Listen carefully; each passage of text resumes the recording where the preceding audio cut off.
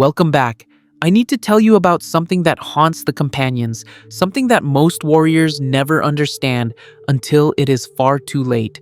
This is the story of what actually happens to werewolves after death, and why Kodlak Whitemane spent his final years desperately searching for a cure to lycanthropy. When werewolves die, they do not go to Sovngarde. They are claimed by Hircine the huntsman and dragged to the hunting grounds where they spend eternity in an endless cycle of hunting and being hunted, conscious and aware, but never free. Their souls belong to a Daedric prince because of a bargain made centuries ago, a decision that condemned every generation that followed to an afterlife they never chose.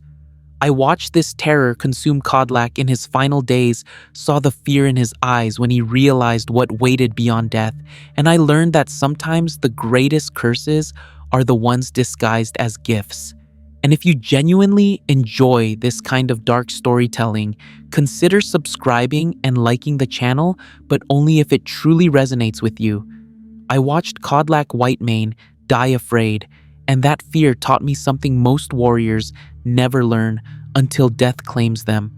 His hands trembled as he pressed them against mine, not from the rot consuming his body, but from what waited beyond. He whispered 3 words that still echo in my nightmares. Hircine knows me. Most Nords spend their lives dreaming of Sovngarde, that hall of heroes where brave warriors feast and fight alongside their ancestors beneath eternal skies. They imagine mead flowing freely, songs echoing through marble halls, and the honor of standing before Shor himself. Codlak dreamed of it too for 20 years as harbinger of the companions. But his dreams had changed in those final months, twisted into visions that left him gasping in the dark. I need you to understand something about the companions before I continue. They are not just warriors. They are legend-made flesh, the last remnants of Ysgramor's 500 defenders of Skyrim for thousands of years. To join their ranks is to become part of something eternal, to uphold honor and glory through blade and blood. When I first walked into Jorrvaskr, I saw exactly what everyone sees. Proud warriors training in the courtyard, ancient weapons mounted on stone walls, the smell of mead and steel mixing in the cold mountain air. What I did not see was the curse that bound them all. Codlak saw me coming. He told me later that he dreamed of my arrival, watched me in visions where I stood between him and something with teeth and claws that wanted to drag him into darkness. He recognized me the moment I entered his hall, this stranger who would either save him or watch him fall. He asked me to join the companions without hesitation, despite Vilkas's protests, despite tradition demanding I prove myself first. He needed me that desperately. The truth came slowly, revealed in pieces like a carcass torn apart by wolves. The circle, the inner ranks of Befa. The companions carried a secret. They were werewolves, every one of them. Beast blood ran through their veins, a gift. They called it a blessing from Hircine himself.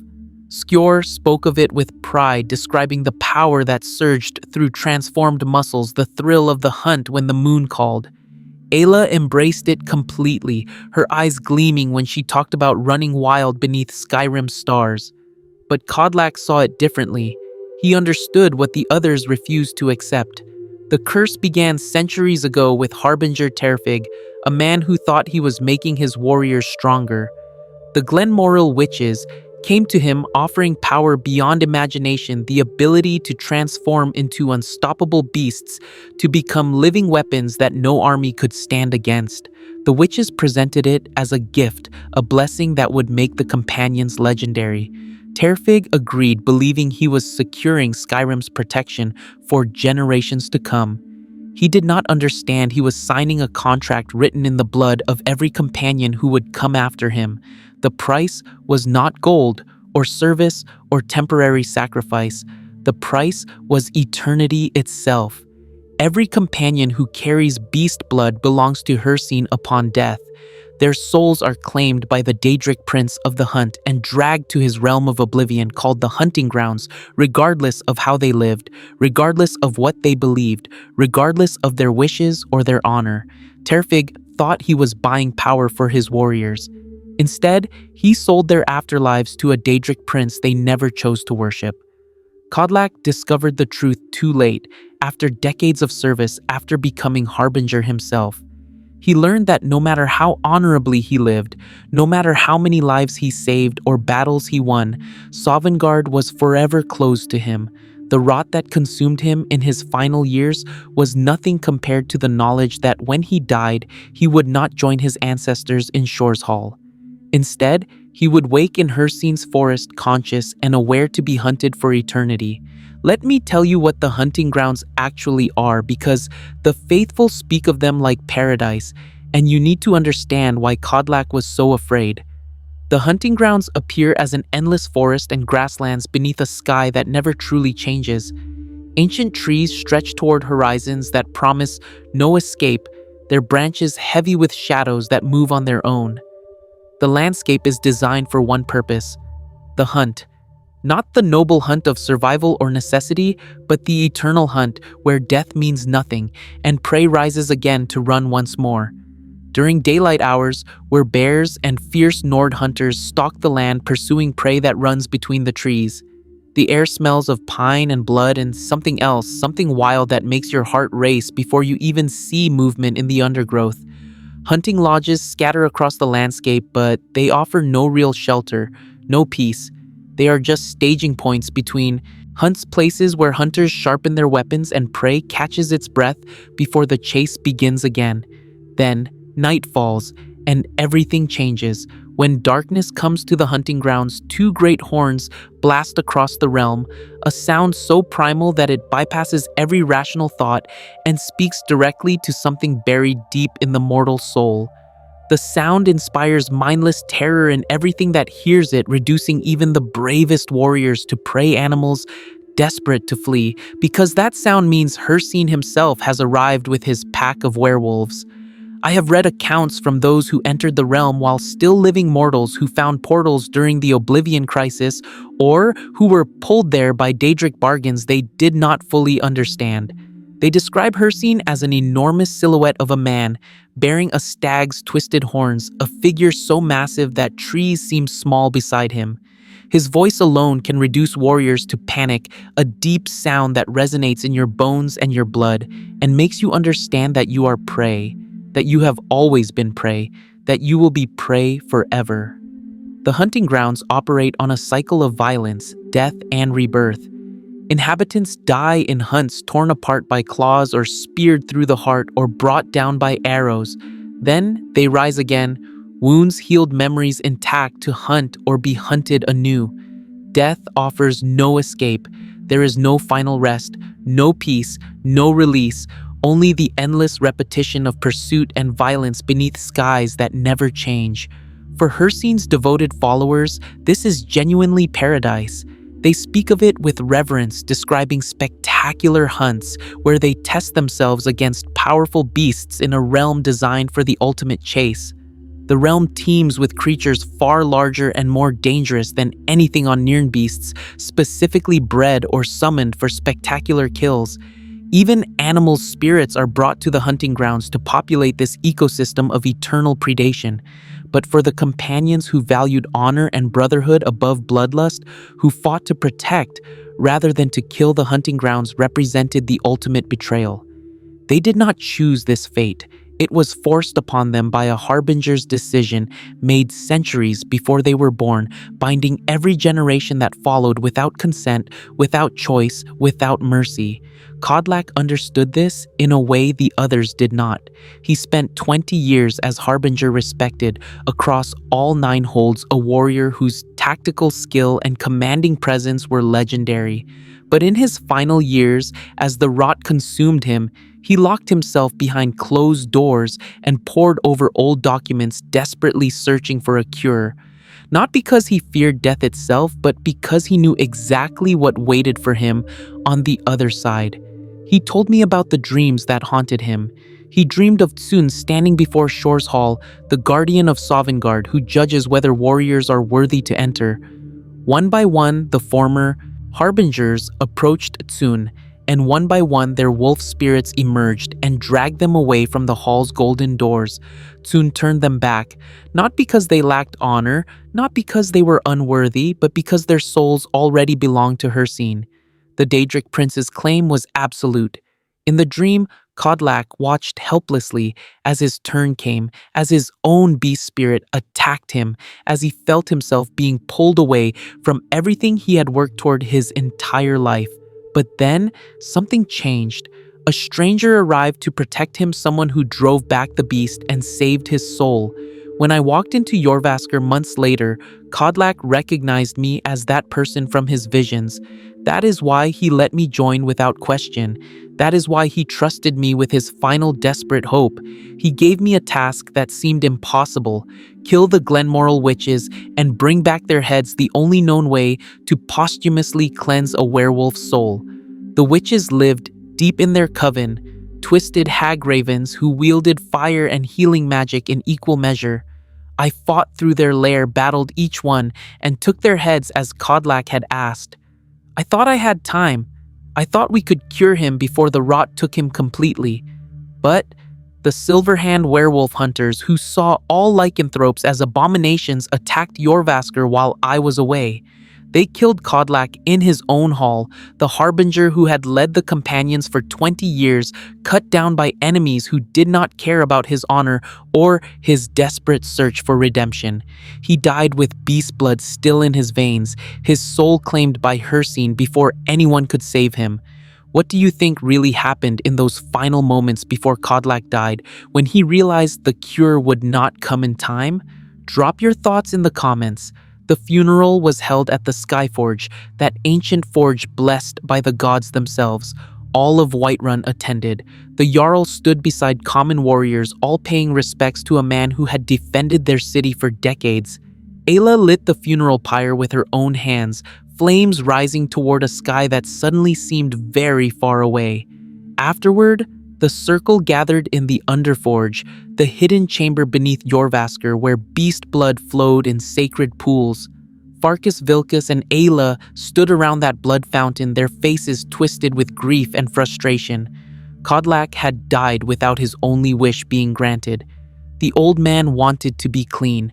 Vilkas said, his voice raw with emotion. He wanted to meet Ysgramor and know the glories of Sovngarde. But all that was taken from him. Then, Yorlin Greymane arrived, the master smith who had repaired Wuthrad, the legendary axe of Ysgramor himself.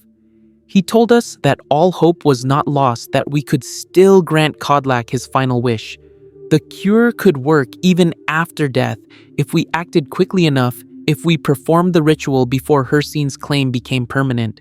We traveled to Ysgramor's tomb, that ancient burial place where the legendary warriors of old rested in stone chambers lit by eternal flames. The tomb was guarded by the ghosts of former companion spirits who warned us of impending death and tested our resolve with blade and spell. We fought through them all, Aela and Farkas at my side, until we reached the burial chamber at the tomb's heart. The flame of the Harbinger burned their ancient fire that had consumed the greatest warriors Skyrim had ever known, and warming his hands near that flame stood the ghost of Kodlak Whitemane, translucent but still recognizable, still present despite being dead and buried. He turned when we entered, and I saw relief flood across his spectral face. "You still have the witches' heads?" he asked, and I nodded, pulling one from my pack. The thing was grotesque, even in death, the hagraven's twisted features frozen in an expression of eternal malice. Codlak told me to throw it into the flame, that it would release the Glenmoril magic and break Hircine's hold on his soul. I tossed the head into the fire and the flames erupted, green and violent magic, older than Skyrim itself, burning away in a rush of heat and light. Then, something emerged from Codlak's ghost, tearing free with a sound like cloth ripping. His wolf spirit manifested fully, a massive spectral beast with eyes that burned with mindless hunger and rage. It attacked immediately, all teeth and claws and savage fury, fighting to maintain its hold on the soul it had claimed. We fought it together, Aela and Farkas and I, battling the very essence of the curse that had bound Codlak for decades. Every strike felt like cutting through something fundamental, something that did not want to die. The wolf spirit was not just an animal, it was the accumulated weight of Terrfyg's bargain, the physical manifestation of Hircine's claim. When it finally fell, dissolving into wisps of green light, I felt something shift in the air around us, like a chain breaking that I had not realized was there. Codlak's ghost stabilized, becoming more solid, more present. He thanked me with tears in his spectral eyes, and then he spoke of something I had never heard mentioned before. The harrowing of the hunting grounds, he called it, a battle where honored warriors could invade Hircine's realm and rescue their brothers' souls by force, tearing them free from the Daedric prince's grasp through sheer martial prowess and righteous fury. Perhaps from Sovngarde, he said, the heroes of old can join me in their rescue. It would be a battle of such triumph, and perhaps someday you will join us in that battle. Then, he did something I did not expect. He named me Harbinger right there in that tomb, passing leadership of the companions to someone who had been among their ranks for only months. He told me to return to Jorrvaskr to triumph in our victory and to lead the companions to further glory. His form began to fade, finally free to travel to Sovngarde to join Ysgramor and the legendary warriors who had come before him. I saw him again later, after Alduin nearly destroyed the world. When I traveled to Sovngarde myself to face the World Eater, I found Codlak among the heroes trapped in Alduin's mist, unable to reach Shor's Hall, but still fighting, still honorable, still worthy. He stood beside me in that final battle against the dragon who would have consumed all of existence. The old man had finally gotten his wish, finally reached the afterlife he deserved. But I think about all the others who were not so fortunate. Skjor died during a Silverhand ambush, cut down before anyone knew the cure existed. His soul went straight to the hunting grounds, bound to Hircine's realm, whether he wanted it or not. I never got the chance to ask if he would have chosen differently, if he understood what eternity as prey actually meant. He died believing beast blood was a gift, never knowing it was a curse disguised as power. Then, there is Aela the Huntress, who wears her lycanthropy like armor, who embraces the transformation completely. I offered to cure her after we saved Codlak, told her we could free her soul just as we had freed his. She refused without hesitation. She told me the hunting grounds sounded preferable to Sovngarde, that an eternity of spectacular hunts was exactly what she wanted. She accepted her fate willingly, proudly viewing Hircine's realm as a reward rather than a punishment. And that is her choice to make. But it makes me wonder how many other companions died without choice, without understanding their souls claimed by a bargain they never agreed to. The most horrifying aspect of the hunting grounds is not the violence or the endless chase or even the presence of Hircine himself. It is the consciousness. Werewolves in that realm remain fully aware, thinking, feeling, remembering their mortal lives. They know they are trapped, know they will hunt and be hunted forever, yet they cannot escape, cannot die permanently, cannot find peace. For some like Aela, like Hircine's faithful, this truly is paradise. For warriors like Codlak, it is damnation. I met another werewolf once, a Nord named Sinding, who taught me just how terrified someone can be of that eternal fate. Sinding's story began with desperation and ended with blood.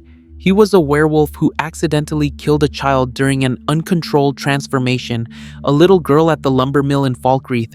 The murder was not intentional. He told me through the bars of his cell, his voice breaking with shame and horror. He had lost control. The beast inside him had taken over at the worst possible moment, and an innocent child paid the price. He had stolen the Ring of Hircine, trying to prevent exactly that scenario. The ring was supposed to give lycanthropes control over their transformations, the ability to choose when the beast emerged, rather than being subject to the moon's whims. But Hircine did not appreciate having his artifact stolen, and the Daedric prince cursed the ring in retaliation. Instead of granting control, the cursed ring caused Cinding to transform randomly without warning at the worst possible times. When I spoke to him in that cell, I saw genuine terror in his eyes. Not fear of execution, not fear of the mob outside calling for his blood, but fear of what waited after death. He understood that he had drawn Hircine's attention, that the Daedric prince knew exactly who he was now. When Sinding died, Hircine would be waiting personally to drag his soul into the hunting grounds. No peaceful afterlife, No redemption, no escape, just endless pursuit beneath skies that promised no dawn. Sinding gave me the cursed ring and begged me to hunt down the white stag, a sacred beast that Hircine valued above most prey. If I killed it, Hircine might commune with me, might be willing to forgive Sinding's theft in exchange for such a spectacular hunt. It was a desperate plan born of complete terror, the actions of a man who would try anything to avoid an eternity as prey. I tracked the white stag through the forests east of Falkreath, following its trail up mountain paths until I cornered it near a small pond. When I killed it, the aspect of Hircine emerged from the dead creature like smoke from a wound, an apparition of the Daedric prince himself. He tasked me with hunting Cinding, with pursuing the werewolf into Bloated Man's grotto, and taking his skin as a trophy. If you have ever wondered what choice you would make in a situation like this, tell me in the comments. Would you hunt Cinding to please a Daedric prince, or would you defy a god to give a condemned man one last chance at sanctuary? I found Cinding in that grotto, surrounded by hunters that Hircine had sent to kill him. The werewolf was fighting for his life against overwhelming odds, trying desperately to survive long enough to find some kind of peace. I made my choice then. I helped him kill the hunters, every one of them defying Hircine's direct command, because I had seen what the hunting grounds did to people like Codlak, and I could not condemn another soul to that fate. When we emerged from the grotto, Hircine was waiting. I expected rage, expected punishment for my defiance. Instead, the Daedric prince laughed, a sound like thunder rolling through mountains. He commended me for turning the hunt inside out, for making the hunters into prey. He said I had provided spectacular entertainment, and as a reward, he removed the curse from the Ring of Hircine and allowed me to keep it.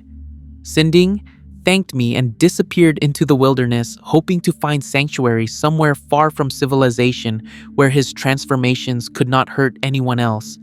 But I wonder sometimes if sanctuary actually exists for people like him, or if the beast inside always finds a way to emerge at the worst moment.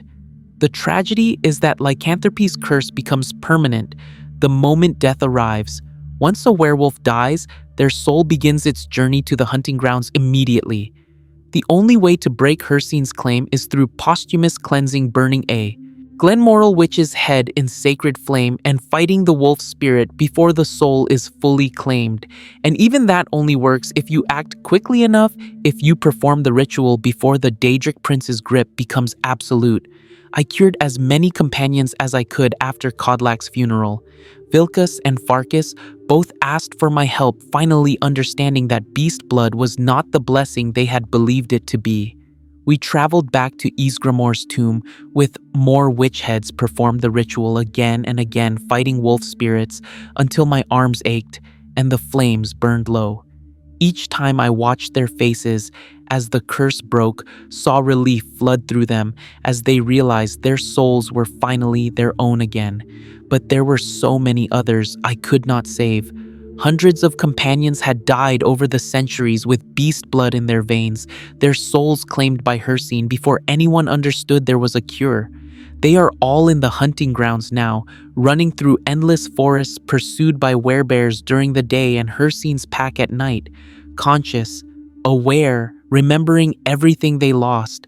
The realm itself is designed to be inescapable. During my research, I learned about mortals who accidentally entered the hunting grounds during the Oblivion crisis, when portals to Daedric realms opened across Tamriel.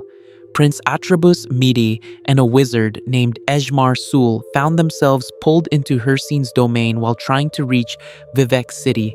They described nighttime in that place when the two great horns sounded and a deep, primal voice echoed upstream. At a glance, they saw Hircine's enormous silhouette with the horns of a stag, and they knew they were about to die. The terror was so overwhelming that it bypassed rational thought, completely reducing them to prey animals whose only instinct was to flee.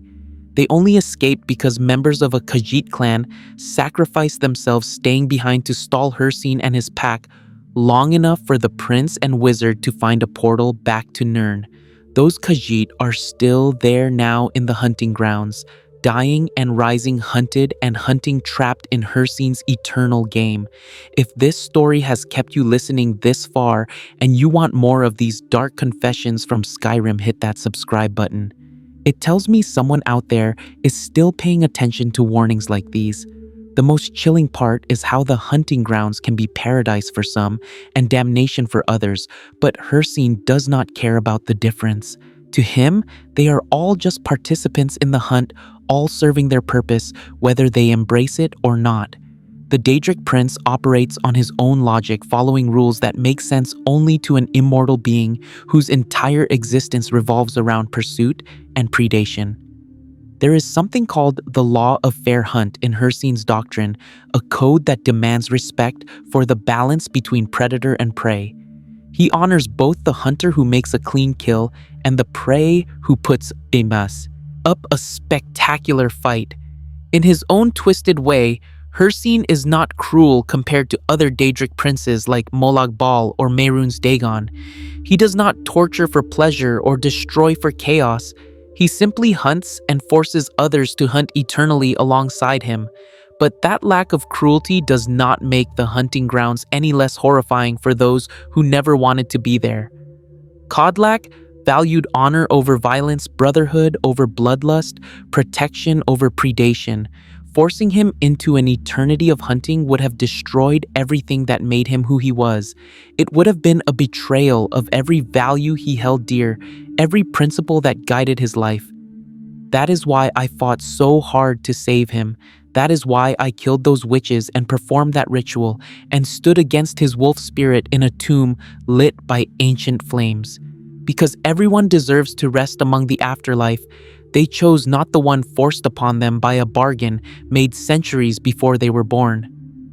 I have thought often about Codlak's vision, the one he called the harrowing of the hunting grounds, the idea that honored warriors could invade Hircine's realm and rescue their brothers' souls by force, tearing them free from a Daedric prince's grasp through sheer determination and martial prowess. It sounds like legend, like something from the old stories where heroes storm the gates of Oblivion itself and return victorious. But whether such a thing is even possible remains unknown. Hircine is a Daedric prince, an immortal being of immense power whose claim on werewolf souls is woven into the very fabric of his existence. His realm is not just a place, it is an extension of himself shaped by his will and maintained by his power. To invade it would be to challenge the fundamental laws that govern how Daedric princes interact with mortal souls, yet Codlak believed it could be done. He spoke of it with such conviction, such hope that I almost believed him too. Perhaps from Sovngarde, surrounded by the greatest warriors who ever lived with Ysgramor himself, leading the charge, they could find a way to break into the hunting grounds. Perhaps they could fight their way through werebears and werewolves, and hunters could stand before Hircine himself and demand the release of souls taken without consent. It would be the greatest battle ever fought, a clash between honorable warriors defending their brothers and a Daedric prince protecting his domain. The stories say that nothing is truly impossible in Skyrim, that legends are born from impossible circumstances, that heroes rise when they are needed most. Maybe one day Codlak will get his chance to lead that assault. Maybe one day the companions trapped in the hunting grounds will finally be free. But until that day comes, they remain there, running, hunting, dying and rising again beneath skies that never change. I have visited Ysgramor's tomb many times since that first funeral, standing in the burial chamber where we saved Codlak's soul, the flame of the Harbinger still burns their eternal fire that has consumed the greatest warriors Skyrim has ever known. Sometimes, I think about all the Harbingers who came before Codlak, all the leaders who died with beast blood in their veins before anyone knew there was a cure. They are all in the hunting grounds now. Terrfyg, the Harbinger, who made the original bargain with the Glenmoril Witches, probably believed he was serving the companions when he accepted their offer. He thought he was buying power to protect Skyrim's strength, to defend the innocent. He did not understand he was condemning every circle member who came after him to an eternity they never chose. I wonder if he regrets it now, if consciousness remains sharp enough in Hircine's realm for him to understand what he did? Does he run through those endless forests knowing he is responsible for trapping dozens of honorable warriors in this nightmare?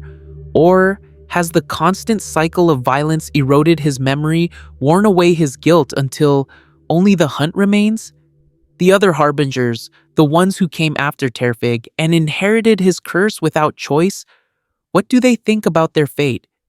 Colonel Longnose founded the circle, creating the structure that would preserve beast blood through generations. Did he know what he was condemning his successors to, or did the companions keep the afterlife consequences secret even from themselves? There is evidence they knew. Codlak's journals mention that the knowledge of Hircine's claim was passed down through the Harbingers, a terrible secret that each leader had to bear. They knew they would not reach Sovngarde, knew their souls belonged to the Daedric prince, but they continued the tradition anyway. Perhaps they believed the power was worth the price. Perhaps they thought future generations would find a cure. Perhaps they simply had no choice, the curse already in their blood with no way to remove it before death. The companions. Cured Vilkas and Farkas both told me they wished they had known sooner. Vilkas in particular was bitter about it, angry that Skjor and the others had presented beast blood as a pure blessing without mentioning the eternal consequences. He had valued strength and glory in battle, had believed becoming a werewolf made him a better companion. Learning that it cost him Sovngarde changed everything. Farkas was quieter about it, more thoughtful. He told me he did not regret the power itself, the ability to transform and fight with savage strength when needed. But he wanted the choice. He wanted to decide for himself whether the trade was worth it, rather than having it forced upon him through tradition and expectation and the pressure to join the circle. That is what Terrfyg's bargain truly stole. Not just their afterlives, but their agency, their right to choose their own fate. The companions pride themselves on honor and glory earned through personal deeds, yet the most important decision of their existence was made for them centuries before they were born. I think about this whenever I see Aela. She still transforms regularly, still hunts with savage joy, still embraces beast blood completely. She made her choice with full knowledge of the consequences, and I respect that. If she wants to spend eternity in the hunting grounds pursuing spectacular prey through endless forests, that is her right. She goes to Hircine's realm willingly, eagerly viewing it as the reward she deserves for a life spent perfecting the hunt. But I also think about all the companions who never got that choice, who died believing they would reach Sovngarde only to wake in a dark forest with Hircine's horns echoing in the distance, who spent their mortal lives upholding honor and protecting the innocent only to be forced into an eternity of violence they never wanted. The hunting grounds do not distinguish between willing and unwilling participants. Hircine claims all werewolf souls, equally dragging them into his realm regardless of their wishes or their character or their deeds. A werewolf who embraced the hunt and a werewolf who despised it both end up in the same place, subject to the same eternal cycle pursued by the same pack when night falls. That is the true horror of Terrfyg's bargain. Not just that it condemned the companions to Hircine's realm, but that it removed their ability to earn the afterlife they deserved through their own actions. Codlak lived honorably for decades, led the companions with wisdom and strength, protected Skyrim from countless threats. By every measure that matters to Nords, he earned his place in Sovngarde, but none of it mattered because of a decision made centuries before he was born. The cure exists now, thanks to Codlak's research and desperate searching. Future companions can be freed if they choose, can fight their wolf spirits and reclaim their souls before death makes Hircine's claim permanent. But the cure requires action, requires someone who cares enough to perform the ritual, requires the death to happen near people who understand what needs to be done. What happens to companions who die alone in the wilderness, far from anyone who could save them? What happens to werewolves who are killed by bandits or dragons or ancient draugr in forgotten tombs? Their souls go to the hunting grounds, and no one performs the ritual, and they are trapped forever. I killed the 5 Glenmoril Witches during my quest to save Codlak, and I never saw evidence of others. If those 5 were the only ones who possessed the magic necessary for the cure, then their deaths might have made salvation impossible for future werewolves. I acted to save one man, and in doing so, I may have condemned countless others to permanent damnation. That thought haunts me more than I can express. Every time I see a werewolf transformation, every time I hear howling in the wilderness, I wonder if I have just witnessed someone's soul being claimed by a fate they cannot escape because I killed the only cure that existed. The weight of these decisions is crushing. Codlak asked me to kill the witches to save him, and I did it without hesitation because I cared about him, because he deserved peace, because his fear was real and justified. But consequences ripple outward in ways we cannot predict, and sometimes salvation for one person means damnation for many others. This is what Terrfyg did not understand when he made his bargain. He saw power, saw strength, saw a way to make the companions legendary. He did not see the centuries of consequences, the generations of warriors who would suffer because of his choice, the afterlives stolen before they were even born. One decision made with good intentions created suffering that echoes through time. I am Harbinger, now leader of the companions responsible for their future in ways Terrfyg never considered. I have tried to break the cycle, tried to ensure that everyone who carries beast blood understands the full consequences before they transform. I offer the cure to everyone who wants it. Explain exactly what they are trading for that power. Some accept, some refuse, and I have learned that I cannot force salvation on people who do not want it, cannot save people who believe they do not need saving. Aela taught me that. She is content with her fate, and trying to change her mind would be disrespecting her agency in the same way Terrfyg disrespected the agency of future generations.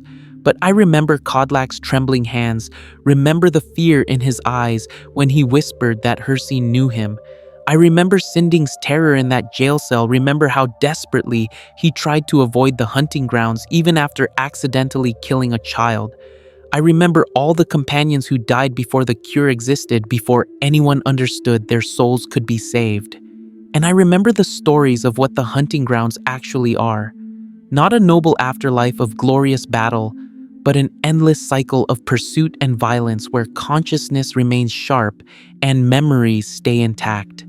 Where werewolves know they are trapped, know they will never be free, know they will hunt and be hunted forever beneath skies that promise no escape. For Hircine's faithful, this is paradise. For everyone else, it is the deepest betrayal imaginable, a theft of the afterlife they earned through honorable deeds and righteous battle. It is spending eternity as something you never wanted, to be trapped in a realm you never chose, serving a Daedric prince you never worshipped. That is why I tell this story. That is why I saved Codlak and cured the others, and why I still think about the harrowing of the hunting grounds that Codlak dreamed of. Because somewhere in Hircine's realm right now, former companions are running through endless forests pursued by beasts, and the Daedric prince himself, conscious enough to remember Horvasker and Sovngarde and everything they lost. They deserve better. They deserve the choice Terrfyg stole from them. They deserve the afterlife they earned through their deeds, not the one forced upon them through ancient bargains and Daedric claims. I do not know if the harrowing will ever happen, if Codlak and the heroes of Sovngarde will find a way to invade Hircine's realm and free their brothers. But I know that if such a battle ever occurs, I will stand with them. I will fight beside Codlak. One more time, will face Hircine himself, if necessary, will do whatever it takes to break the chains that Terrfyg forged centuries ago. Because I have seen what the hunting grounds do to people, and no one deserves an eternity as prey in Hircine's twisted paradise. No one deserves to spend forever running through dark forests while horns blast and voices thunder, conscious and aware, but never free, forever hunted by a Daedric prince who claims their souls as rightful property. Codlak is safe now in Sovngarde, where he belongs, but his brothers remain trapped, and until they are free, the companions' greatest battle is not yet won.